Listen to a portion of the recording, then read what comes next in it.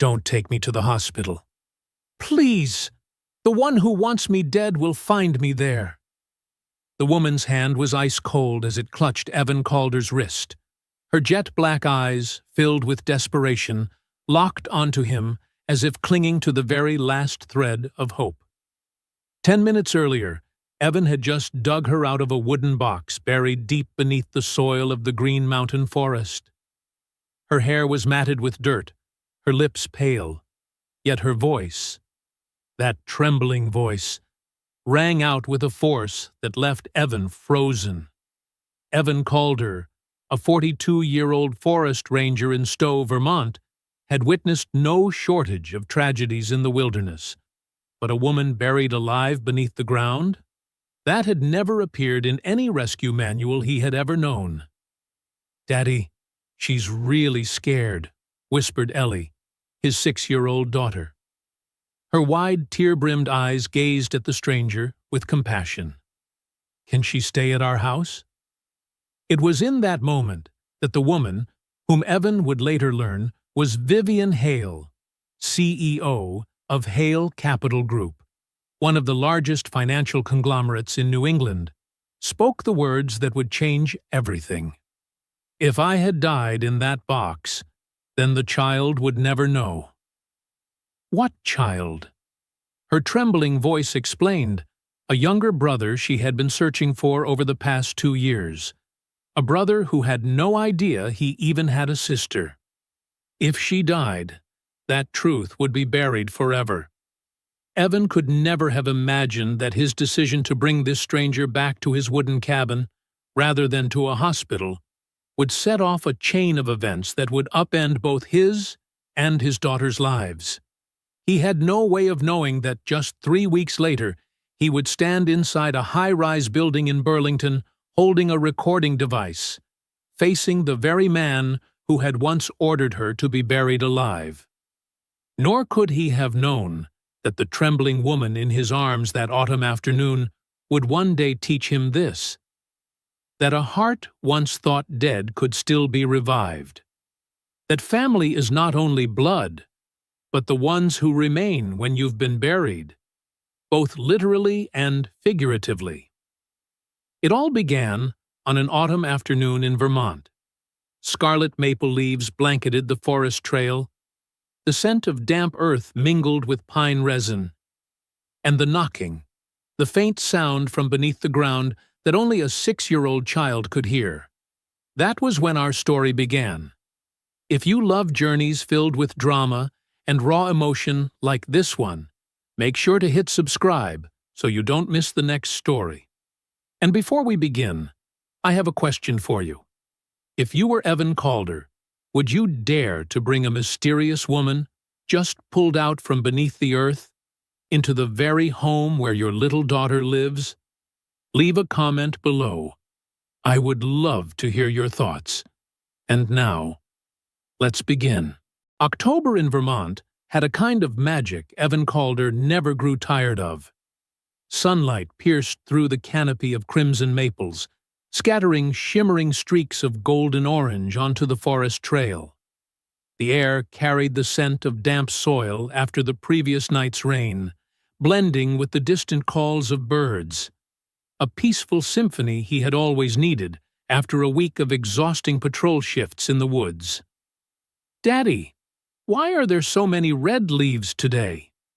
Ellie skipped ahead, her blonde ponytail bouncing with each step. "Because the trees are resting to prepare for winter, sweetheart," Evan replied, his voice as gentle as it always was when speaking to his daughter. "They pull the nutrients back into their roots, and the green fades away, leaving only the reds and yellows. Like when I get sleepy, and I have to go home to rest, right, Daddy?" Evan chuckled. 6 years old, yet Ellie always had a way of seeing the world that amazed him. This child, the last gift his wife had given her life to bring into the world, was the only reason he still got up every morning after 6 years of being widowed. They had gone about half a mile into the Green Mountain Forest when Ellie suddenly stopped. "Daddy!" "What is it, sweetheart?" "I hear something." Evan paused, listening. Only the wind whispered through the branches. Perhaps a stray deer somewhere in the distance. There's nothing. Maybe it's just the wind. It's not the wind, Daddy. Ellie tilted her head, her doe-like eyes shining with an odd focus. It sounds like someone knocking on a door. Knocking? Out here? Evan was about to tell her she was imagining things when his eyes caught on an unusual detail, a patch of freshly turned soil about 15 feet off the trail. Dark, wet earth stood out starkly against the carpet of dry leaves around it. A chill ran down Evan's spine. Freshly dug earth in the middle of the forest was never a good sign. "Stay right there," he said, his voice suddenly serious. "Let me check." He walked closer, knelt down, and pressed his hand against the soil. And he felt it. A faint vibration. Steady, as if something, or rather someone, was beneath. Thud! A knock echoed up. Thud! Thud! Evan's blood turned to ice. "Ellie, come here," he barked, no longer hesitating. "Help me dig." They lunged at the dirt with their bare hands. Soil flew everywhere. Evan's nails split, blood oozed out, but he didn't care. Ellie used a broken branch to claw at the ground, her small face flushed with effort. 10 minutes later, their hands struck wood. A rough, plain wooden box, its lid nailed shut. "There's someone down here!" Evan shouted, as much to reassure himself as the person trapped inside. "Hang on, I'm getting you out." He grabbed a large rock and pried at the nails. 1, 2, 3. His hands shook, not from the cold, but from fear. What if it was already too late? What if the person had suffocated long ago? When the final nail gave way, Evan froze. Inside was a woman. Her long black hair was matted with mud. Her pale face still held a strangely striking beauty. Her lips were cracked, hollowed. She wore an expensive gray suit, now crumpled and filthy. And her eyes, those deep black eyes, looked at him with a mix of terror and relief. "You found me," she whispered, her voice hoarse. Evan didn't think. He bent down and pulled her out. Her body was frighteningly light, as if she had been starving for days. When he set her on the ground, her legs buckled, forcing him to hold her upright. Are you okay?"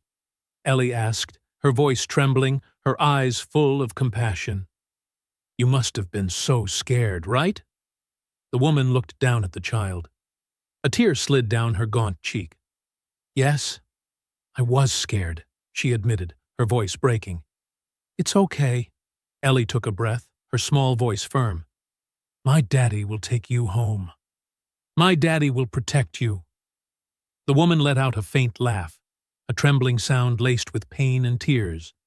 Then she looked up at Evan, and the words she spoke next changed everything. "Don't take me to the hospital.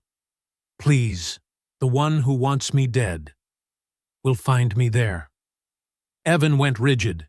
In his 42 years of life he had faced many life-or-death decisions, but none weighed as heavily as this. A stranger, freshly pulled from a living grave, begging him not to take her to the one place that should be safest. She said someone wanted to kill her. By the book, he should call the police. He should take her to a hospital. He should let the authorities handle it. But when his eyes met hers, eyes overflowing with genuine terror, no hint of deceit, Evan knew that if he walked away, she would die. "All right," he heard himself say. "I'll take you home." He lifted her up, his strong arms cradling her frail body, and began walking through the forest toward his old pickup truck. Ellie stayed close, not leaving his side for a second. Evan Calder had no way of knowing that, in that moment, the quiet life of a widowed forest ranger had ended, and a new chapter, fraught with danger and chaos, but also filled with hope and healing, had just begun. Evan Calder's wooden cabin sat at the end of a winding dirt road, surrounded by red oaks and maples.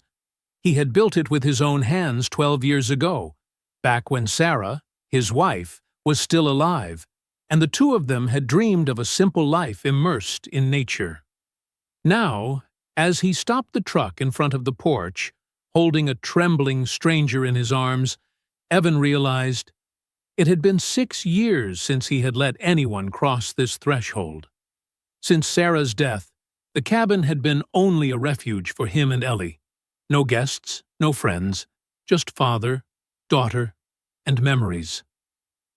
"Ellie, open the door for Daddy," he said, his voice tighter than he intended. The woman was still conscious, but her body shook violently. Evan could feel her pounding heartbeat through the thin fabric of her suit. When he set her down on the old sofa, the one where Sarah used to sit knitting, the same spot where Ellie still curled up with her books each night, she suddenly gripped his wrist, her nails digging into his skin.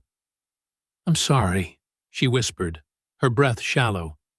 I need to know this is real, that I'm out of that box." "This is real," Evan said softly, trying to keep his voice steady. "You're safe now. Ellie, bring Daddy the first aid kit from the bathroom." He knelt to check her. No open wounds, but deep purple bruises around her wrists, the unmistakable marks of restraints. Her skin was dry and cracked, her lips chapped, her body unnaturally cold. Severe dehydration had taken its toll. "How long were you in there?" Evan asked as he dabbed warm water onto her lips. "I don't know." Her voice was hoarse. "They injected me. When I woke up, I was already in the box. I couldn't tell day from night, only pitch black." Her body began to tremble in rhythm with her quickening breath. "Breathe deeply." Evan placed a hand on her shoulder, his tone firm but calm. "You're outside now. This is light. This is air. Look around." The woman slowly opened her eyes. Her gaze drifted across the room. Warm pine walls, a stone fireplace, a large window awash in afternoon sun, shelves lined with family photos. She inhaled once, then again. Gradually, her breathing steadied. "Thank you," she murmured.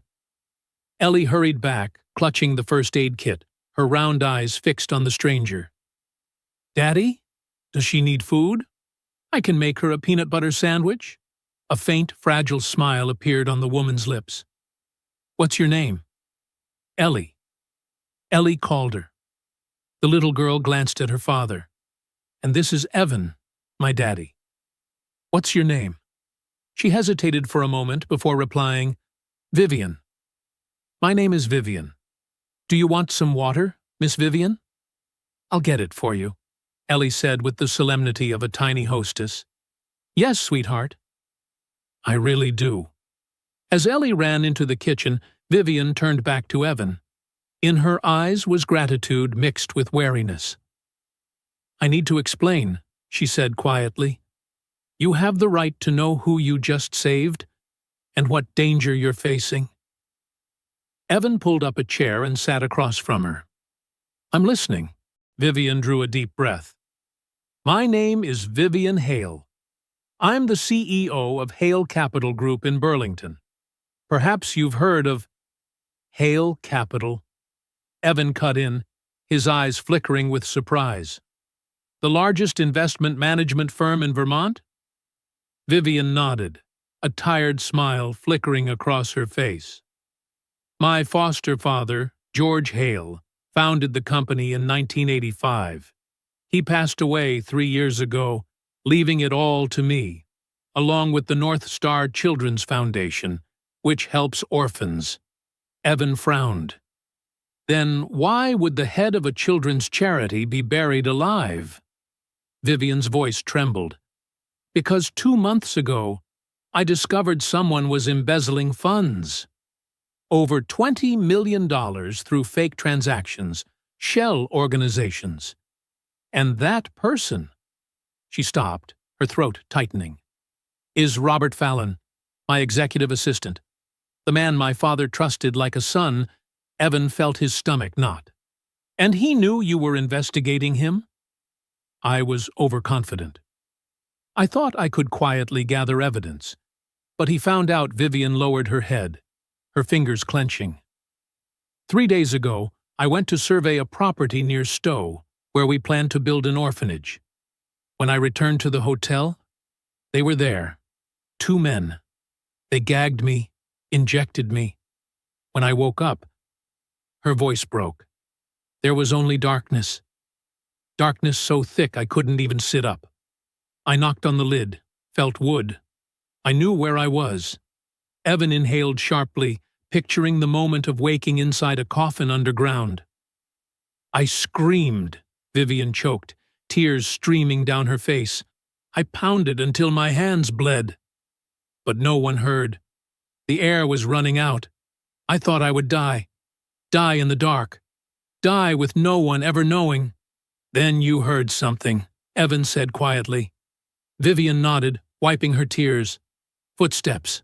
Light, like a child's. I knocked with everything I had left. And then I heard a little girl's voice. Daddy, someone's knocking. Ellie came back with a glass of water, stopping when she saw Vivian crying. Miss Vivian, are you okay? The girl asked anxiously. Vivian forced a smile. I'm just thanking God for sending you to save me. Ellie nodded solemnly. Daddy says I have good ears. I can hear owls from really far away. She placed the glass in Vivian's hand. Daddy, can Miss Vivian stay for dinner with me? Evan looked at Vivian. This woman, CEO of a financial empire, someone who could hire an entire team of bodyguards, was now sitting on his sofa, exhausted and trembling, begging for shelter. Yes, he heard himself say, you can stay. Vivian's eyes met his, brimming with gratitude, relief, but also still full of fear. Evan suddenly knew this dinner was only the beginning. It would stretch into days, then into weeks. There would be whispered conversations by the fireplace, midnight terrors, quiet breakfasts, moments where 2 wounded souls learned to trust again. And it all began that night. The first night Vivian Hale slept in the Calder cabin's living room, the crackle of the fireplace blending with Ellie's steady breathing from the next room. That first night, after 6 long years, Evan Calder no longer felt his home was empty. The next morning, Evan woke at 5:30 as usual. He lay still for a moment, listening to the familiar sounds of the cabin. Wind threading through the pines, the first birds breaking the dawn, the drip of water from the eaves after a night of fog.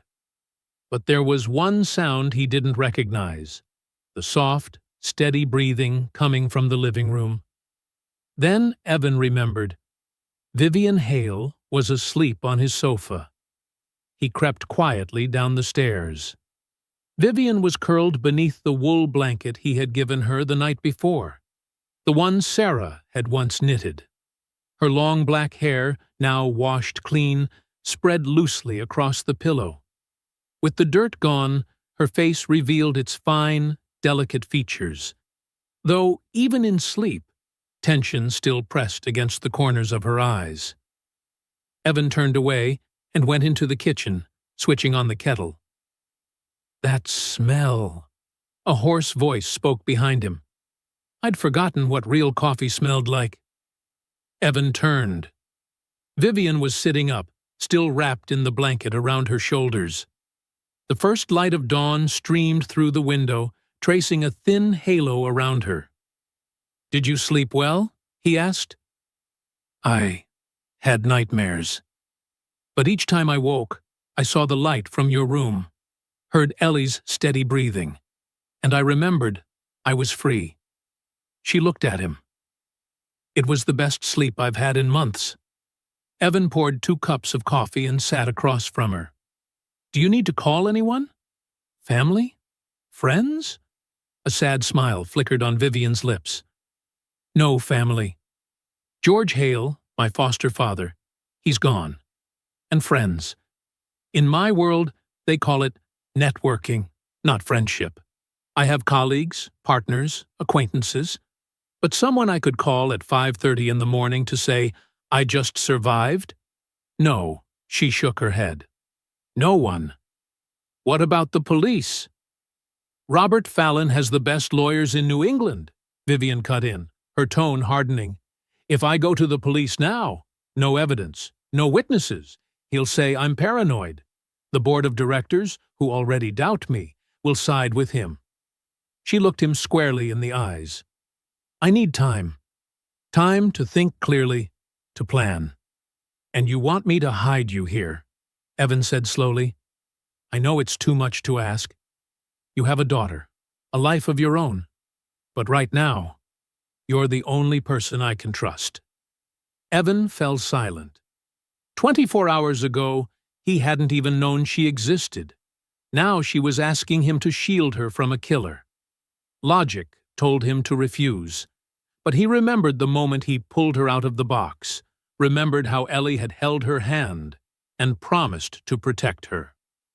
1 week, he heard himself say.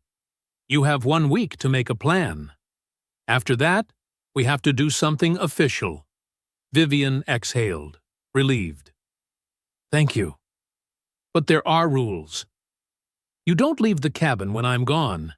If anyone comes, you hide. And most important, he glanced toward Ellie's room. My daughter must not be in danger. I understand. I promise, if there's any sign Robert has found me here, I'll leave immediately. They drank their coffee in silence until small footsteps came pattering down the stairs. Daddy?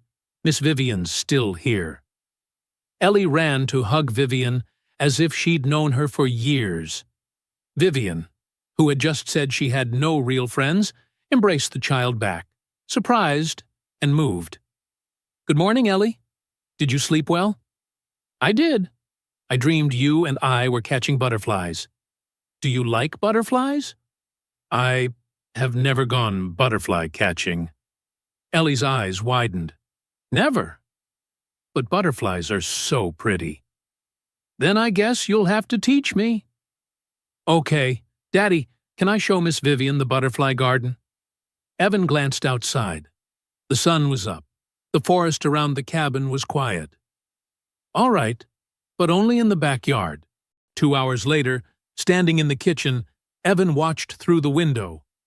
Ellie running across the yard, holding her makeshift net. Vivian, wearing jeans and a flannel borrowed from Sarah's old closet, sat on a wooden chair, smiling as she watched.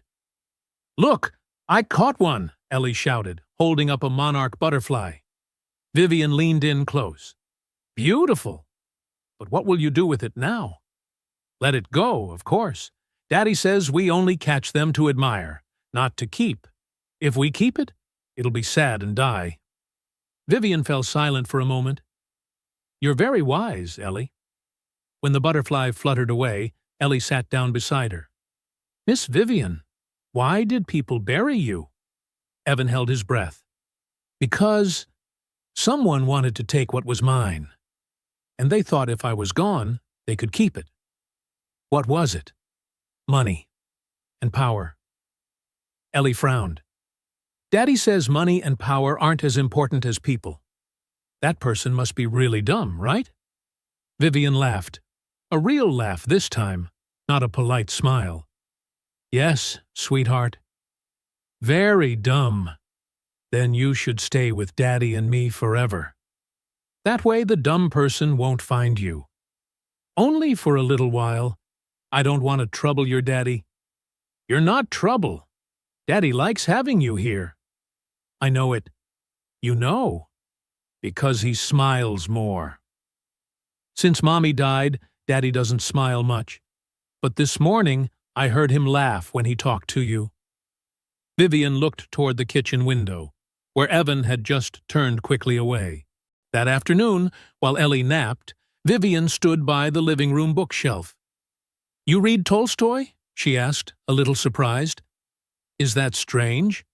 No, it's just People usually assume forest rangers only read books about trees. I read those too. But Vermont nights are long. You need something to fill the silence. Silence, Vivian repeated. I'd forgotten what silence even sounds like.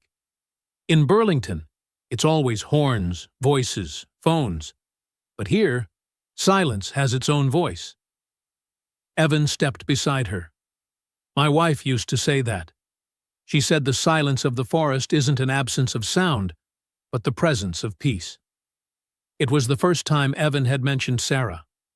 Vivian waited patiently. Sarah, my wife, died giving birth to Ellie. Complications. The doctors could only save one. Sarah chose Ellie. He paused. 6 years, and still, sometimes I turned my head expecting to see her. You loved her very much. I did. We met at 16. She was everything I knew about love. He looked at Vivian. What about you? Ever had someone? I had a few relationships, but no one stayed long. It's hard to love someone who works 18 hours a day. You can love. I see it in the way you look at Ellie, the way you talk about the foundation. You're not as cold as you think you are. Vivian held his gaze. For a brief moment, the air between them thickened. Daddy? I'm hungry, Ellie called from the bedroom. The moment vanished like a bubble. Vivian turned, her cheeks flushed. I'll help you in the kitchen. And as they stood together in the kitchen, Evan chopping vegetables, Vivian stirring soup, Ellie sitting nearby drawing, Evan realized, for the first time in 6 years, the cabin no longer felt empty. For the first time, it felt like a home. On the third night, Evan jolted awake at 2 a.m. to a cry. He sprang up and rushed to Ellie's room. The girl was still fast asleep, clutching her teddy bear. The cry sounded again. From the living room. Evan ran downstairs and switched on the light. Vivian was curled up on the sofa, arms wrapped around a pillow, her whole body trembling. The borrowed t-shirt was drenched in sweat. Her eyes were wide open, staring into nothing. Vivian, Evan called softly, kneeling but not touching her. You're at the cabin. You're safe now. Dark, she whispered like a child. Too dark. The air? There's no air. Evan understood at once. A panic attack. Her mind had been dragged back into the wooden box. Vivian, look at me. Open your eyes and look at me. Slowly, her gaze focused. She saw him. Can you see me? She nodded weakly. Good. Now look around the room and tell me what you see. I see the fireplace. The coals are out. Right. What else? The window. The moon. The moon is shining in. Very good. Do you see the light? Do you see the space around you? Yes, Vivian exhaled, her body gradually loosening. There's light. There's space. Now breathe with me. Inhale, 1, 2, 3, 4. Exhale, 1, 2, 3, 4. They breathed together. Vivian's breathing slowly evened out. I'm sorry. I woke you. Don't apologize. You've just been through severe trauma. Nightmares are normal. This time he placed a hand on her shoulder, gently, as if asking permission. Not nightmares, Vivian whispered. Memories. I was back in there. I could feel the wood against my face, the smell of damp earth, the sound of my own breathing, swallowing the last of the oxygen. She looked up, eyes brimming. Evan, I thought I would die there. I accepted it. And the worst part wasn't death. What was it? That no one would know. I lay in the dark and thought, this is how they'll remember me. Vivian Hale, missing CEO. No one would know how scared I was. No one would know how hard I fought. And my little brother, her voice broke. My brother, the one I've searched for 2 years, would never know he had a sister who tried to find him. Evan said nothing. He sat beside her so she could lean on his shoulder. And Vivian, The woman business magazines called the Ice Queen, wept. She sobbed, pouring out the fear, the loneliness, the years of building walls around her heart. Evan held her, one hand stroking her hair, the way he held Ellie whenever she had nightmares. "You're not alone anymore. Ellie and I know. We see you fighting, and your brother will know. I promise I'll help you find him." Vivian lifted her face, streaked with tears. "Why are you doing all this?" "You don't know me. You don't owe me anything," Evan thought for a moment. 6 years ago, when Sarah died, I was buried alive, too. Not in the earth, but in pain. I couldn't see a way out. I couldn't breathe. But that kid, the 6-year-old I had to care for, pulled me out. Every morning she needed me. Breakfast, school, a hug. And slowly, I saw the light again. Now you're paying it forward. No, I'm not doing this out of duty. I'm doing it because you've brought this place back to life. Because Ellie's been laughing more since you came. Because I realized I've been numb for too long. They fell silent. Moonlight painted silver patches across the wooden floor. "Could you stay here a while?" "I'm afraid. If I sleep again, I'll go back there." "I'm here. I'm not going anywhere." He leaned back against the sofa, and Vivian gradually slipped into sleep, her head resting on his shoulder. When the first strands of dawn slipped through the window, Evan realized 2 things. 1, for the first time in 6 years, he was holding a woman other than his daughter. 2, he didn't feel as guilty as he'd always imagined. The next day, Ellie decided to teach Vivian how to bake. "My mom used to make chocolate chip cookies, but Daddy isn't good at baking. His cookies are as hard as rocks." "I can hear you, you know," Evan called from the living room. Vivian laughed. "I should confess, I've never baked." "Never?" Ellie's eyes went round. "I grew up in an orphanage."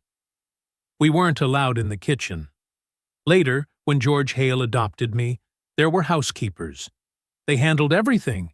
So you didn't have a mom to teach you?" Vivian sat down at eye level. "No, sweetheart. I have a birth mother, but she couldn't raise me and my brother. We had to go to the orphanage. My brother was lucky. He was adopted right away. I waited longer." "Were you sad?" Ellie placed her small hand on Vivian's. "Yes, but now I'm looking for my brother. When I find him, I'll tell him about our real family. He'll be so happy. Everyone wants a big sister." Vivian hugged the little girl. Evan saw her shoulders tremble. Not from sorrow, but from emotion. 2 hours later, the kitchen was a disaster zone. Flour covered the counter. Eggs were broken on the floor. Ellie was smudged with chocolate. And Vivian, the CEO of Hale Capital Group, was laughing as she brushed flour out of her hair. "I think we need reinforcements." Evan walked in. "How much flour did you 2 put in there?" 5 cups? The recipe calls for 2. They started over, measuring properly. When the batch came out of the oven, golden and fragrant, all 3 burst into applause. Vivian took a bite and closed her eyes. "This is the best cookie I've ever had." "You're just saying that," Ellie giggled. "No, sweetheart. Because I made it myself, with you and your dad. That's what makes it special." That afternoon, Vivian helped Evan split firewood. She fumbled with the axe. "Let me show you." Evan placed his hand over hers, adjusting the angle. "No need to muscle it. Let gravity do the work." The next swing split the log cleanly. Vivian turned back, a triumphant smile lighting her face. They worked in silence. Then Vivian said, "I'd forgotten what manual work feels like. In the office, everything is abstract. But this is real. I can see what I've done. That's why I love this job. Every day I protect a piece of the forest. Every day I see the difference. You never wanted to do something else? Make more money? Evan shook his head. I have enough. A roof. Work with meaning. And Ellie. Money can't buy back what matters most. Vivian fell quiet. I'm jealous of you. Because you know what happiness is. You had it, you lost it, and you still remember how it feels. I'm not sure I ever had it. Even though George was good to me, there was always a distance. I had to prove I deserved it. No one is perfect, Evan said. I think that's why he never talked about my brother. He was afraid if I found my birth family, I wouldn't need him anymore. But you're still searching. I have to. Because my brother is the only thing that truly belongs to me. And when you find him, what will you do? Tell him he's not alone. That someone was always looking for him. That he is loved, even if he never knew it. Their eyes met. You'll find him. And when you do, Ellie and I will be there to celebrate. Vivian smiled. A real smile, warm and unguarded. Thank you, Evan. For everything, and in that moment, under the October afternoon sun in Vermont, something changed between them. A crack in the walls around their hearts began to heal. On the fifth night, after Ellie had gone to sleep, Evan sat before his old laptop, the blue light casting across his face. In the kitchen, Vivian was washing the dishes, something she insisted on doing, despite his telling her she didn't have to. He typed, Vivian Hale, CEO. The results appeared instantly. Hundreds of articles, photos, videos. Vivian Hale, 34, youngest CEO of Hale Capital Group. The Ice Queen of Wall Street, Vivian Hale and her billion-dollar empire. Vivian Hale missing. The search called off after 5 days. Evan clicked the latest article. 5 days. They had searched for her only 5 days before giving up. You're looking me up? Evan flinched. Vivian stood in the kitchen doorway. Sorry, I just needed to know what I'm up against. Vivian walked over, sat down, and looked at the screen. That isn't me. I mean, yes, it is, but not who I really am. You want to tell me about it? She hesitated, then nodded. I think it's time you knew the whole story. She drew a deep breath. I was born into a poor family in southern Vermont. My mother, Maria, was only 19 when she had me. No husband, no money. She tried to raise me, then got pregnant again. My little brother, Ethan. When Ethan was 6 months old, she realized she couldn't care for both of us. She brought us to social services. She gave up both of you? She had no choice. She worked 3 jobs and still couldn't afford rent. I think she loved us. But love isn't enough when there's nothing to eat. What happened next? Ethan was adopted immediately. Infants are always chosen first. But me, 7 years old, able to talk, with memories, no one wanted. I stayed in the orphanage for 5 years. 5 years of watching other children get taken home until George Hale appeared. Vivian nodded. He came to visit the orphanage when I was 12. He asked what I was reading. I said, a book on stock investments. I'd taken it from the library because the cover looked important. He was surprised, asked how much I understood. I explained stocks, bonds, compound interest, and then he decided to adopt me. Because he needed an heir. Yes, don't misunderstand. George was good to me. He gave me a good education, taught me everything about business. But he was very clear. I was chosen to lead Hale Capital. That was my purpose and my mission. And you were never allowed to just be Vivian. No, I had to be Vivian Hale, the adopted daughter. Vivian Hale, the top student. Vivian Hale, the future CEO. Everything had to serve that goal. Even not searching for your brother. Vivian nodded, her eyes glistening. At 16, I asked George about my birth family. He said the records were sealed, the past was over. I believed him. I buried my memories of Ethan, the baby I once held. But 2 years ago, after George died, I found the file in his safe. He had known where Ethan was all along. He just didn't want me to find him. And you began searching. I hired detectives. Quietly, so no one would know. They found that Ethan had been adopted by a family in Burlington. He's 17 now, plays football, good at math, wants to be an engineer. He's like me. Same eyes, same smile. Have you met him yet? No. I was waiting for the right time. I didn't want to just burst in and disrupt his life. That's why I came to Stowe last week, not only to survey land for the orphanage, but also to get closer to Burlington, Ethan's city. And Robert found out. I let my guard down.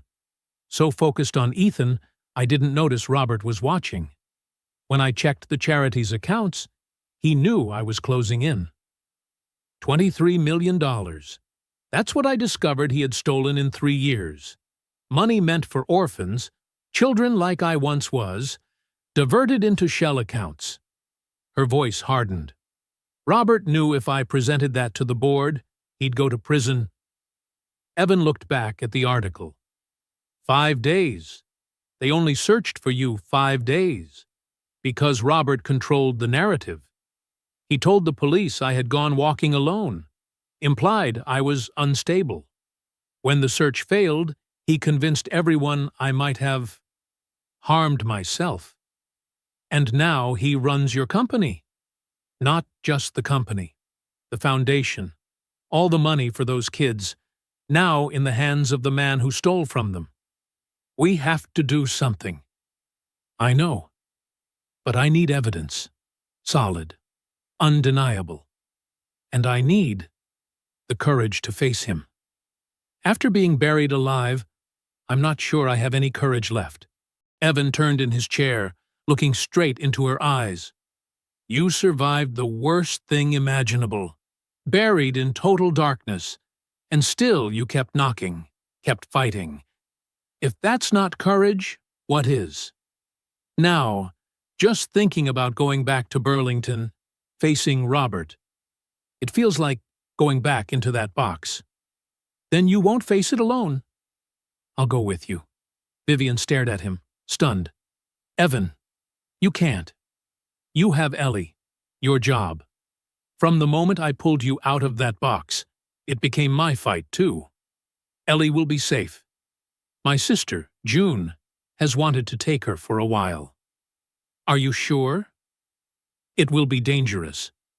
All the more reason you need protection. Someone who knows how to move in the dark. The advantage of being an anonymous ranger. Vivian laughed through her tears. You're insane. Maybe. But a week ago, who would have guessed I'd be hiding a billionaire CEO in my cabin? They fell silent, both thinking of what lay ahead. I need to contact someone. Journalist Serena Patel. She's been investigating corruption for years. If anyone can expose Robert, it's her. You trust her? Serena's reputation is built on truth, no matter who it hurts. If I give her the evidence, she'll publish. And once the story is public, Robert can't bury it anymore. Then we need a plan. I know the passwords, the security protocols. I can access the system, download financial records, emails, everything Robert hid. But I have to be inside the building, at night. Fewer people. And I'll need a different appearance. Vivian touched her black hair. Everyone at the company knows what I look like. That we can handle. But first, contact Serena. Set up a backup plan. If something happens to us, the story will still be told. She nodded. All right. Tomorrow morning, I'll call her. Evan glanced at the screen. Vivian in the photo. Cold, armored in perfection. Then he looked at the real Vivian, wearing a borrowed flannel, hair tied back. No makeup, her eyes red-rimmed, but her chin lifted with resolve. This was the real Vivian, the woman fighting for children who had once been like her. We'll take your company back, and we'll find your brother. I promise. Vivian reached across the table, placed her hand over his. Thank you, Evan, for believing me, for not giving up on me. I'll never give up. And in that moment, under the blue glow of the laptop, with autumn wind whispering outside, something shifted between them. No longer rescuer and rescued, but two people who had chosen to fight side by side. Two people who had found what they never knew they were searching for. Family. The next morning, Evan called June, his sister, 5 years older, who lived in Waterbury, 15 miles away. Evan called her. June's voice rang out, warm and familiar. You made it through all of autumn without calling? I thought you'd forgotten me. You know I've been busy. Busy? June mimicked, skeptical. Or hiding from people again? Both. But listen, I need a favor. Anytime. I need you to watch Ellie for a few days. 3, maybe 4. The line went still. Excuse me? You're letting Ellie be away from you for days? What's going on? I have to go on a work trip. A work trip, June repeated, even more doubtful. Evan, you've never gone on a work trip. Evan was silent. Then, can you cut someone's hair? Change it completely. Quick and discreet. A longer silence. When June spoke again, her voice had turned serious. Evan, are you in trouble? Not me, but someone needs help, and I can't turn my back. June sighed, the kind of sigh of an older sister used to her brother bringing home the things the world discarded. All right, bring Ellie over this afternoon, and bring the someone who needs help, too. But Evan, promise me you know what you're doing. I promise. That afternoon, Evan drove to Waterbury, Ellie in the back seat, Vivian in the passenger seat, wearing a beanie and sunglasses even though dusk had already settled. Daddy, why do I have to go to Aunt June's? Ellie asked for the 5th time. I want to stay home with you and Miss Vivian. You'll love it. Aunt June has 3 new cats, remember? But I'll miss Miss Vivian. Vivian turned, lowering her sunglasses. I'll miss you too. But it's only a few days. Promise? Vivian hesitated a beat. I promise. I'll try my very best. June lived in a neat little wooden house, the garden still bright with flowers even in October. When they arrived, she was already waiting, a tall woman with short blonde hair, a sweater and jeans. Ellie, I just baked chocolate chip cookies. Really? Ellie squealed, her sadness briefly forgotten. Can I have one now? Come inside, sweetheart. As Ellie ran in, June turned to Evan and Vivian. So, this is the someone who needs help? Aunt June, this is Vivian. Vivian, my sister. June offered her hand. Nice to meet you. Though it doesn't seem like the circumstances are very nice. Thank you for watching, Ellie. I'm always happy to. But I need to know, where are you two going, and when are you coming back? Vivian was direct. Burlington. To confront the man who tried to kill me, June didn't blink. Okay, straight answer. I appreciate that she studied Vivian. You look familiar. Maybe from the news. I'm Vivian Hale, CEO of Hale Capital Group. Or rather, former CEO, because the man who tried to kill me is sitting in that chair now. June gave a low whistle. I read about that. They said you went missing on a hike. They were wrong. I was buried alive. Evan and Ellie saved me.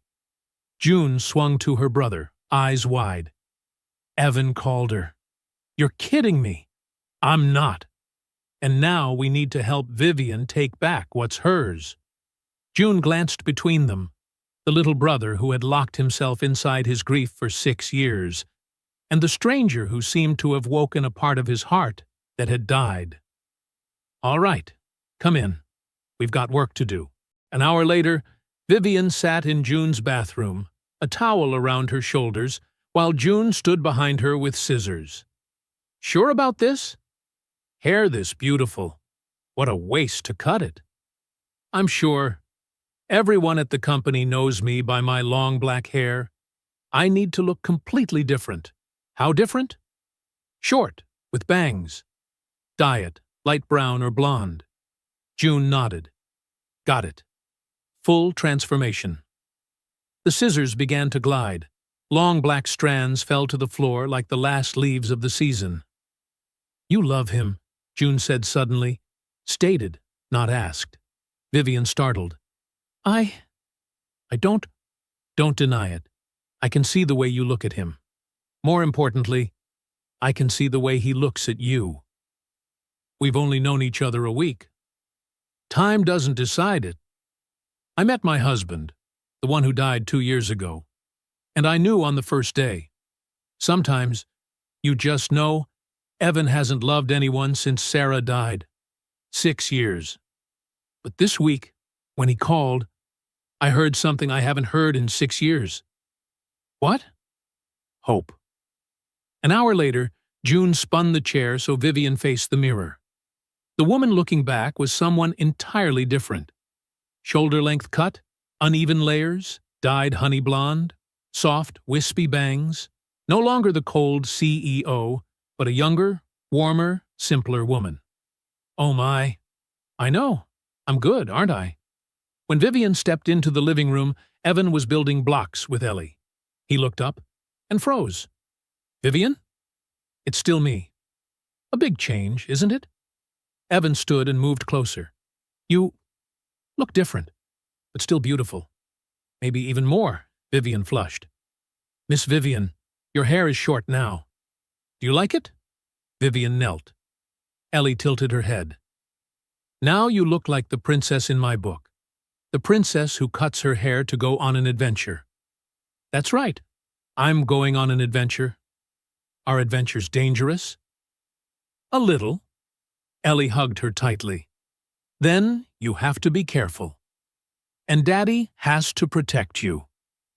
Daddy will protect her, Evan promised firmly. When it was time to say goodbye, Ellie clung to Evan, cheeks wet with tears. I don't want you to go. I'm scared you won't come back. Evan knelt and held her.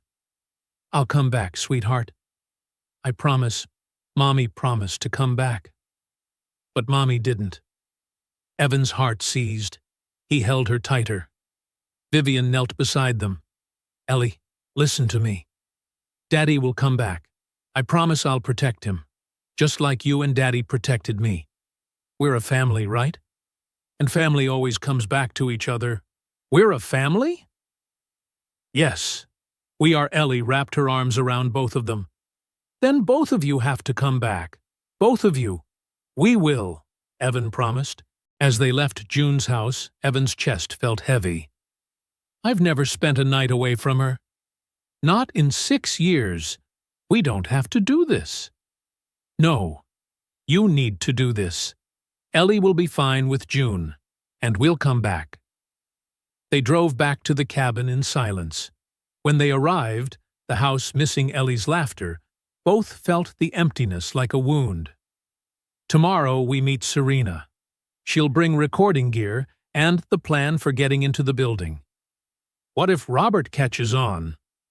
Then we run, as fast as we can. Vivian, if anything happens to me. It won't. If it does, promise me you'll take care of Ellie. Vivian looked at him, eyes shining. You are not allowed to die, Evan called her. Do you hear me? Because if you do, I will never forgive you. Evan stepped closer. For the first time, he placed his hand on her cheek, a gentle, hesitant touch. And if anything happens to you, I'll find your brother. I'll tell him about you, about how you fought for children no one protected. Evan, Vivian whispered, laying her hand over his. Under the cabin lights, they stood close, Two people who had found each other in impossible circumstances, now about to step into danger for each other. We will come back. To Ellie. To this cabin. To the life we just started building. Promise? I promise. And for the first time in 6 years, Evan Calder believed in a promise about the future. The next morning, Evan and Vivian drove to Burlington. Vermont's largest city stretched along the shores of Lake Champlain, its glass towers reflecting the sun, the bustling streets a world entirely different from the stillness of Stowe. Vivian sat in the passenger seat, a beanie pulled low and sunglasses hiding her face. Her fingers kept brushing against her newly cut short hair, a nervous gesture betraying the turmoil underneath. "Are you okay?" Evan asked. "I'm heading back to the place where someone once tried to kill me." "I'm not sure okay is the right word. We can still turn back. It's not too late." Vivian shook her head. "No. If I don't do it now, I never will. Robert will keep stealing. The children will keep being cheated. And I will go on living in fear." They met Serena Patel at a small cafe in the Old North End, far from the financial district. Serena had chosen the spot for its discretion. A South Asian woman in her 40s, black hair pulled back in a ponytail, leather jacket and jeans, rose from the corner table. Her sharp eyes swept over Vivian before she gave a curt nod. Vivian Hale. Or, should I say, the woman who came back from the dead. "Serena, thank you for meeting us. When someone calls from the grave, I listen." Serena turned to Evan. "And you are?" "Evan Calder. I was the one who found her." "A park ranger saves a billionaire CEO. Sounds like the headline of my next piece." She gestured for them to sit, lowering her voice. "But first, I need everything. Every detail." For the next half hour, Vivian laid it all out. Discovering Robert's embezzlement, the night of her abduction, waking in the wooden box, the suffocating hours of darkness, the desperate knocking, and at last, the tiny voice of Ellie.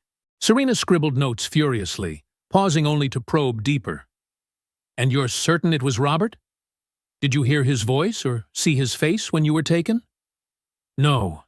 They gagged me, blindfolded me. But I know. Only he knew my schedule. And only he had motive. That won't hold in court. I need hard proof. Recordings, documents, emails, transfers. I can get them. All the financial records are on the company server. I know the passwords, the access paths, and how do you plan to get in? Hale Capital's security isn't a joke. I know a side entry from the basement garage. It needs a key card, but mine still works. Officially, I'm missing, not dead. And the cameras? There's a blind spot in the southeast corner of the garage. I warned security before, but they never fixed it. From there, I can take a service elevator straight up to the 12th floor. The server room." Serena tapped her pen. "Sounds plausible. But what if Robert is still inside? Does he stay late?" "Almost always. He sleeps on the sofa in my office, at least 3 nights a week. So you'll have to climb to the 12th floor, break into the server room, download the data, and get out. All while the man who buried you alive could be only floors away." "Exactly. Insane." Serena's lips curved in a razor smile, a spark of excitement flashing in her eyes. "I like it. When do we move?" "Tonight. Friday night. Fewest people linger." "Good. I'll equip you. A high-capacity USB, a micro recorder in case you confront Robert. I'll wait outside, ready to publish the moment you're out." "And if I don't come out?" "Then I still publish. And this time, I'll make the police search the right places. But you'll come out, Vivian.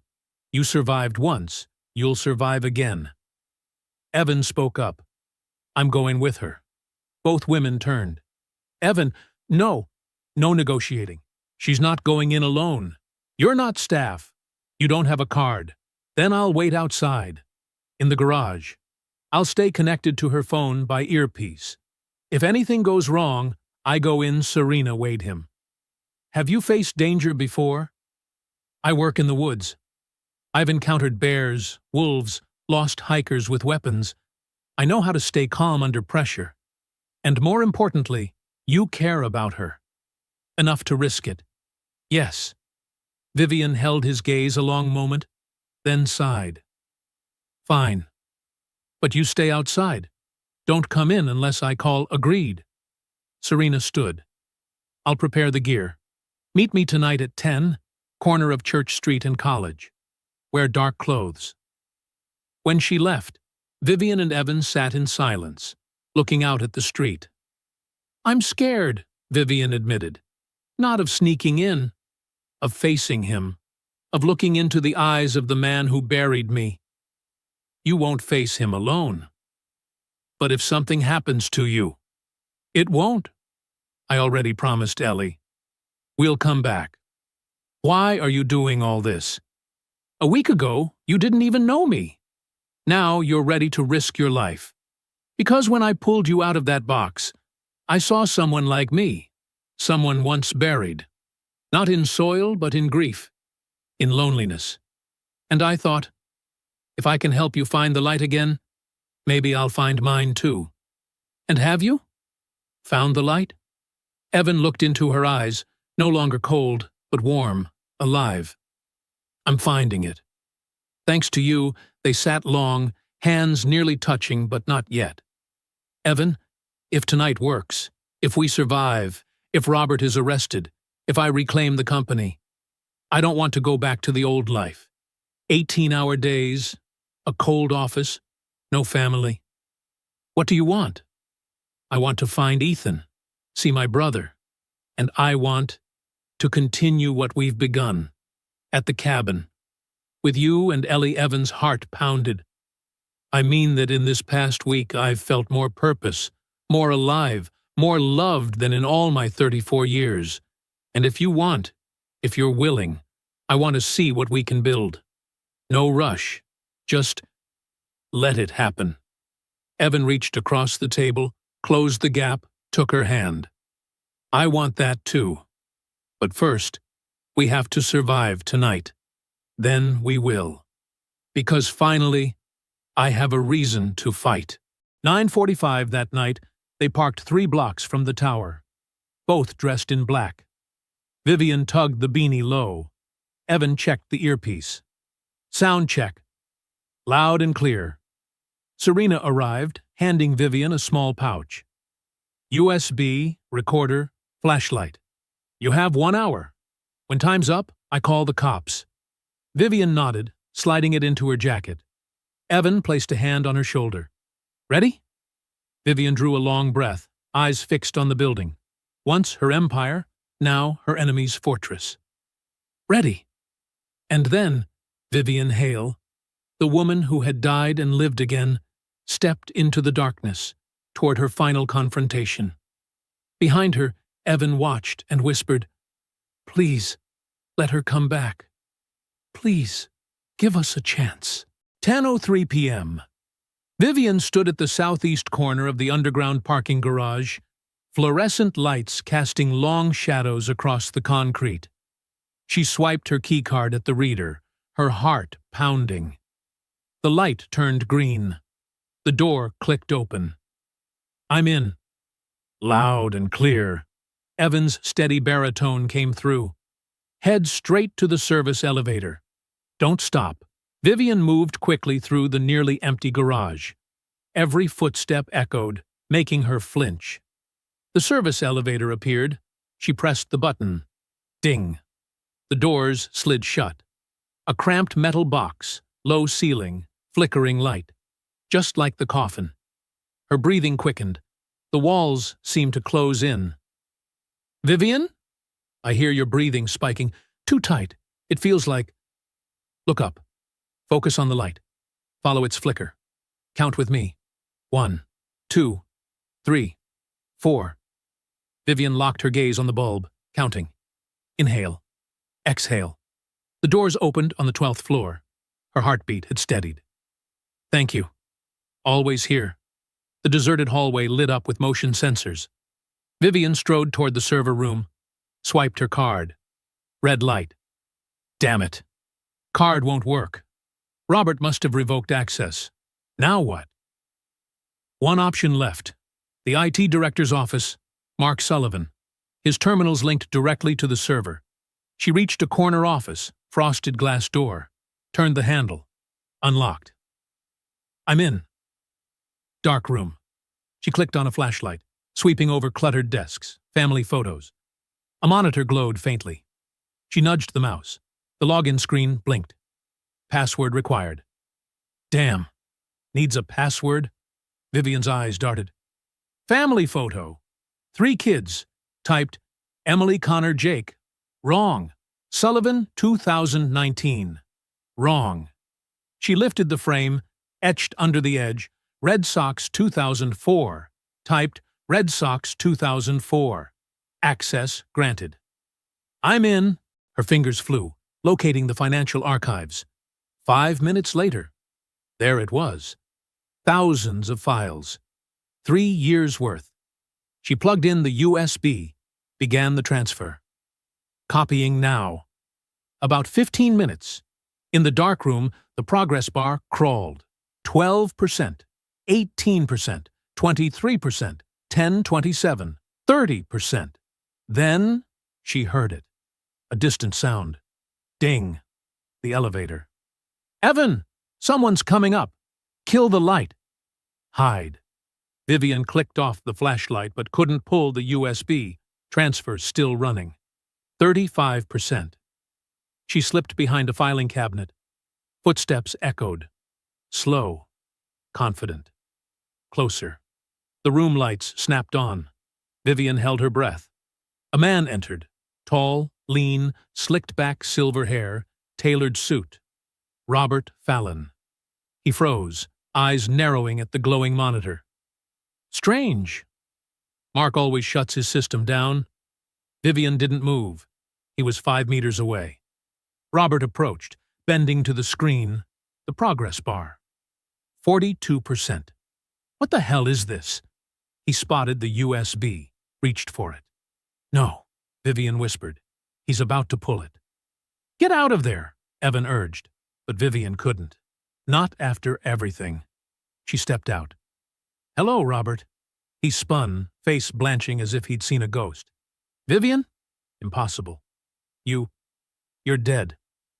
Sorry to disappoint. Guess I ruined your fantasy. Robert recovered quickly, lips curling. You survived? Impressive. How? A 6-year-old girl heard me knocking. Something you never counted on. The kindness of strangers. Robert gave a hollow laugh. Kindness. Your weakness. George always warned me. She cares too much for those orphans. George never said that. He said it to me. Because he trusted me more than you. I was the son he never had. You? You were just a charity project. So you buried me out of jealousy? Because you weren't heir? I buried you because you ruined everything, Robert snarled. $23 million in 5 years. I built a flawless network. And you, with your naive morals, dug too deep. That money was for children. Kids with no homes. Kids can always find another shelter. My chance comes once in a lifetime. His eyes flicked to the screen. That USB holds the evidence against me? Everything. Transactions, emails, transfers. You won't keep it. Robert yanked the USB, 47%, and shoved it into his pocket. Because you're not leaving this building tonight.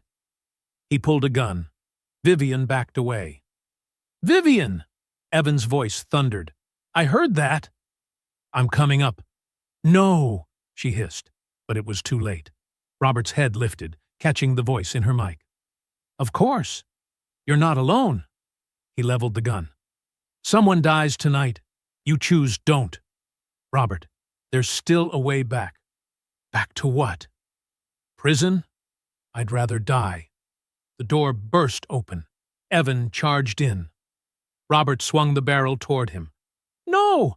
Vivian screamed, lunging. She slammed into his arm as the trigger pulled. The gun roared, bullets slamming into the wall. Evan crashed into Robert, grappling him. Vivian grabbed a metal stand, smashing it down on Robert's gun hand. He howled. The weapon skittered across the floor. Evan's fist cracked his jaw. Robert collapsed, dazed. The alarm shrieked. We have to go. Security's coming. The USB, his pocket. Evan yanked the drive and a phone. Got it. Run! They bolted down the stairwell. Behind them, Robert roared, Stop them! They leapt stairs, 2 at a time. Guard boots pounded below. 8th floor. Out to the hall, the 8th floor lay dark. They wove past cubicles, reaching the far window. Now what? Vivian gasped. Evan peered out. Police cars swarmed the street. To the side, a lower building, flat roof, 3 meters away. Do you trust me? Vivian followed his gaze, realization dawning. No, no, no, no choice. Evan shoved open the fire window. Cold wind blasted in. 8 stories below, the street looked like a toy set. I can't. You can. You survived being buried alive. Boots thundered outside the office door. Now, Vivian! She shut her eyes, drew a breath, and jumped. In the instant before they jumped, time seemed to stop. Cold wind whipped past. Streetlights flickered below. Evan's hand gripped Vivian's tight. Then they leapt. 3 meters, short in words, but endless in the air. Vivian felt gravity dragging her down, a flash of horror cutting through. Had they miscalculated? They landed on the rooftop of the neighboring building. Evan rolled to absorb the impact, pulling Vivian with him. They tumbled across the rough concrete, finally coming to a stop. Vivian lay gasping, every inch of her body stinging, but alive. You okay? Evan asked, forcing himself up, offering his hand. I think so. No broken bones, just bruises, scrapes. They sprinted across the rooftop, found a rusted fire escape, clambered down, dropped into the dark alley behind. Out front, Hale Capital headquarters blazed with sirens and flashing red-blue lights. But here, in the shadowed back alleys, they vanished. Evan guided Vivian through a maze of side streets, emerging 3 blocks away where Serena waited, her face tight with worry. God, I heard the gunshot. I thought, we're fine, Vivian said, though still trembling, and we have the evidence. Evan handed over the USB, not the full load. But nearly half the files copied, Serena plugged it into her laptop. Her eyes widened. This is dynamite. Emails between Robert and foreign partners. Fake invoices, Cayman transfers. This alone could put him away for 10 years. And this, Vivian pulled out the phone, opening the recording. Robert's voice crackled. $23 million in 5 years. Serena's mouth curved in a cold smile. A full confession. With the USB and this audio, Robert Fallon is finished. She pulled out her phone. The story goes live in an hour. And Robert? He's still inside. I called the police the second I heard the gunshot. They've sealed the building. He's not escaping from a distance. They watched Robert Fallon led out in handcuffs, 2 officers gripping his arms. His face was ashen, stunned. It's over, Vivian whispered. Truly over this time. Evan wrapped his arms around her. Vivian broke down, not from fear or pain, but sheer relief. After 3 weeks, she was finally free. We have to move, Serena reminded. The police will need statements. And brace yourself. Once this breaks, all of New England will be looking for you. 4 hours later, Vivian sat in the police station, recounting her story for the 3rd time. Detective Margaret Chen listened intently, taking meticulous notes. By the time she was released, dawn was breaking. Evan waited in the corridor, holding 2 cups of coffee. All done? All done. By morning they'll file charges. Embezzlement, attempted murder, kidnapping. How do you feel? Relieved. Like setting down something impossibly heavy. She met his gaze. And afraid. Afraid of what? Of what comes next. The press. The board. Returning to that CEO chair. She gave a brittle laugh. A week ago, it was all I wanted. Now I'm not so sure. You don't have to decide today. But soon. The company needs leadership. The foundation needs rebuilding. And Ethan. I still haven't met my brother. Then we'll find him. Together. Evan, I can't ask you to do more. Vivian. He cupped her face. I'm not doing it out of duty. I'm doing it because I want to. Because this past week, I've felt more alive than in the 6 years before combined. And Ellie adores you. She said we're a family. And she's right. Tears slipped down Vivian's cheeks. I don't know how to be part of a family. I never really had one. Then we'll learn together. One day at a time. No rush. And in the fluorescent-lit corridor of a police station at 6 a.m., Vivian Hale kissed Evan Calder. A soft kiss, tentative, full of promise. Not an ending, but a beginning. The next morning, Serena Patel's article dominated the front page. Vivian's phone rang non-stop. Board members, lawyers, reporters, shareholders. But one call she answered immediately. Vivian Hale. This is Ethan. Ethan Sullivan. I think I'm your brother. Vivian froze. Ethan? I saw the news. About you being buried alive. About you searching for your brother. Your detective reached out to my adoptive parents last year. They told me. But I didn't know if I should call. Then I saw you almost died. And I thought, I'm so glad you called. So glad. Do you want to meet? Yes, I want to meet. When are you free? Today, right now. I'm in Burlington. Can you come to Stowe? There are people I want you to meet. People who saved me. I'll be there. 2 hours later, Vivian stood at the cabin, heart pounding. Ellie's green bicycle still leaned against the porch. June had brought her home early. The door burst open. Ellie dashed out, flinging herself into Vivian's arms. Vivian, you came back. We came back. And we kept our promise. June stood in the doorway, smiling. Come inside.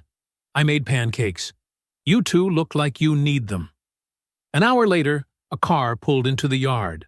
A tall, lanky boy with dark hair stepped out, hoodie and jeans, moving nervously. That's him. Evan laid a hand on her shoulder. Do you want me here? Or just the two of you? Stay. Please. I need you. She opened the door. Ethan stood on the steps, hands stuffed into his pockets. They stared for a long moment. Hi, Ethan. Hi, sis. You have the same eyes as Mom. Our birth mom. I saw her picture in the file. Vivian nodded, speechless. Ethan stepped forward, hugging her, awkward at first, then fiercely. I'm glad you're not dead. I'm glad you found me. Me too. When they let go, Evan and Ellie stood in the doorway. Ethan, this is Evan Calder and his daughter, Ellie. They're the ones who saved me. They are family, Ellie declared. All of us are family. Ethan looked at the little girl, then at Evan, then back at Vivian. So, you'll stay here? I don't know yet. There's much to do. The company, the foundation. But she looked around the cabin. This place felt more like home than any penthouse ever had. I think this is where I belong. So, can I visit? Anytime. You'll meet Aunt June and everyone else. We'll build this. Slowly. Slowly sounds good, Ethan said, smiling. a smile identical to Vivian's. April.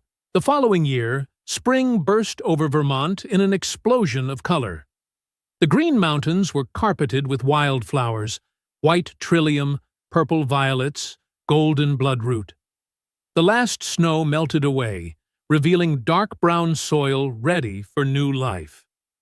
Vivian Hale stood on the cabin porch, now their home, hands wrapped around a mug of coffee, watching Ellie and Ethan playing in the backyard. 7-year-old Ellie was eagerly lecturing Ethan, Vivian's biological brother, now 18, on how to identify birds by their songs. "That's a robin. Hear how cheerful it sounds?" "Very." "You know a lot," Vivian smiled. 6 months ago, she could never have imagined this scene. The door opened. Evan stepped out with his own mug and stood beside her.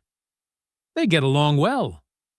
"Ethan says he's submitting his application to the University of Vermont next week, in Burlington, closer to us. He wants to be near his sister." "Good for everyone. I still can't believe it, that he's real, that I have a family." Evan set a hand on her shoulder. "You've always had a family. You just needed time to find it." Vivian leaned lightly against him. 6 months after the confrontation with Robert Fallon, her life had changed completely.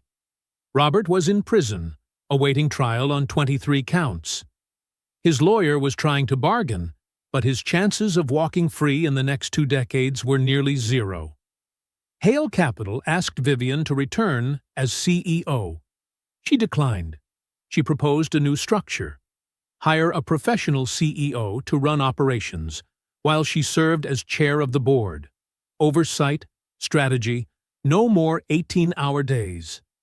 The rest of her time she poured into her true passion, the North Star Children's Foundation. The foundation was rebuilt from the ground up. Most importantly, she moved its headquarters to Stowe, into a small building overlooking the Green Mountain Forest. 3 days a week there, and every evening back home to dinner with Evan and Ellie. "You're meeting the architect soon, right?" Evan asked. "Yes, for the orphan summer camp. We'll build it right nearby, in the woods, so the kids can learn about nature, step away from screens, and just be children." "It's a great idea. I'll handle the survival skills class." "I know. The kids will adore you, just like Ellie does." They stood quietly, listening to the laughter of children, the forest birds, the wind in the trees. "Vivian," Evan said, his voice different, "there's something I want to ask." She turned, catching the quiet tension in him. "Are you okay? 6 months ago, I pulled you out of a box in the woods. I thought it was just a rescue. Do the right thing, then go back to ordinary life. But you changed everything. You brought light back into this house. You gave Ellie her laughter again. And you gave me back hope. Evan." "Let me finish. For 6 years, I lived for Ellie. I woke up every day because she needed me. But I wasn't really living. I was just surviving. Until you came," tears shimmered in Vivian's eyes. "Now, every morning, I look forward to the day. To breakfast with you. To hearing about the foundation. To the firelit evenings when Ellie's asleep. I look forward to—" The future. He let go of her hand and reached into his pocket. "I know we promised to take it slow. But truthfully, I knew by the first month. I just waited until I was sure you felt the same." He knelt. Vivian lifted a hand to her mouth. The small box opened. A simple ring, white gold, a small diamond, and 2 green emeralds. "It's not a big diamond. I'm not wealthy. But emeralds, that's the color of this forest, where we met, where our lives began again. Evan." "Vivian Hale, will you marry me? Not because I saved you, or you saved me, but because we saved each other. Because together, we're better. I love you, and I want to spend the rest of my life proving it." Vivian looked at the man before her, a plain-spoken ranger, widower, single father, living in a cabin in the woods. The man who taught her that family isn't just blood. It's the person who digs you up when you've been buried. "Yes, I will," Evan called her. 1,000 times, yes. Evan rose and slid the ring onto her finger. He kissed her, a deep kiss, full of promise. From the backyard, Ellie shouted, "They're kissing!" "Ethan, Daddy, and Miss Vivian are kissing." "So Miss Vivian will be my mom?" Ellie barreled toward them. Vivian knelt. "Do you want that?" "I do. I've prayed for it every night." "Then your prayer is answered. I'm staying." Forever. Ethan came up, smiling. "Congratulations, sis." "Congratulations, Evan." "Thanks. And hey, that means you officially have a niece." "Awesome. Uncle Ethan will teach you math, okay?" "Of course. And you'll teach me about birds." The wedding took place in June, right where they'd first met, the patch of forest where Ellie heard the knocking. They marked the spot with a ring of white stones, not a grave marker, but a symbol of rebirth. Serena Patel served as bridesmaid. June walked Vivian down the aisle through the trees. Ethan stood beside Evan. Ellie scattered wildflower petals. The guest list was small: colleagues from the foundation, Evan's ranger friends, Ethan's adoptive family, and a small group of kids from the orphanage. Children Vivian had lifted up. Vivian wore a simple white dress, her cropped blonde hair crowned with wildflowers. Nothing lavish, only simplicity and sincerity. When they exchanged vows, Vivian's voice trembled softly. "Evan, 6 months ago, you pulled me out of the dark. But since then, you've pulled me out every day, out of loneliness, fear, and a life without meaning. Today, I promise to do the same for you, to draw you out of pain, to remind you that love is not betrayal. I promise to love Ellie as my own child, and to build with you a family, not perfect, but full of love." Tears slid down Evan's cheeks. "Vivian, I don't have much. I have a wooden cabin in the woods, 2 hands willing to work, and a heart that learned to love again because of you. I promise to be your refuge when you need quiet, your strength when you falter, your companion in every adventure. And I promise to remind you every day that you are no longer alone, not ever again." They kissed as husband and wife. Applause rippled through the forest. Birds sang. The breeze caressed. Sunlight threaded through the leaves. "Now we're a real family," Ellie cheered. 3 years later, the North Star Summer Camp ran on 50 acres, free for orphaned children. Evan taught survival skills. Vivian ran the programs. 10-year-old Ellie led the younger kids on nature walks. Ethan, now a sophomore engineering student, volunteered every summer. One August night, after the kids were asleep, Vivian and Evan sat on the porch. "Are you tired?" Evan asked. "Tired. But the kind of tired that has purpose." She rested a hand on her belly, a new life growing. In February, they would welcome a baby. They watched as Vermont's sky slowly filled with stars. "Evan, have you ever regretted it, pulling me out of that box?" "Why would I regret it?" "Because your life used to be quiet, and I brought a storm." Evan stood and helped her up. He led her to the edge of the porch, looking out over the moonlit forest. "See that? I used to look at the woods and see only a place to hide. Now I see a place that heals. A place where 24 kids just had the best summer of their lives. Where your brother found his sister. Where Ellie learned that family can grow." He looked into her eyes. "You didn't bring chaos. You brought meaning." Vivian rested her head on his shoulder. "I love you," Evan called her. "I love you," Vivian Hale called her. And there, Beneath Vermont's star-filled sky, they stood together, two people who had met under impossible circumstances, turning tragedy into triumph.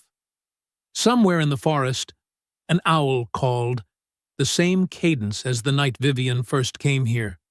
But now, it was no longer the sound of loneliness. It was the sound of home. This story reminds us that sometimes our darkest moments open onto a radiant dawn. That family isn't just where we're born. It's what we build together. And that miracles aren't about dodging tragedy, but about finding love on the far shore of it. Thank you for staying to the end. If any moment in this film touched you, a faint knock in the woods, an embrace after the storm, or simply the belief that family can be rebuilt, leave a like so the algorithm knows this story deserves to be shared. Don't forget to subscribe and ring the bell so you won't miss the next chapter.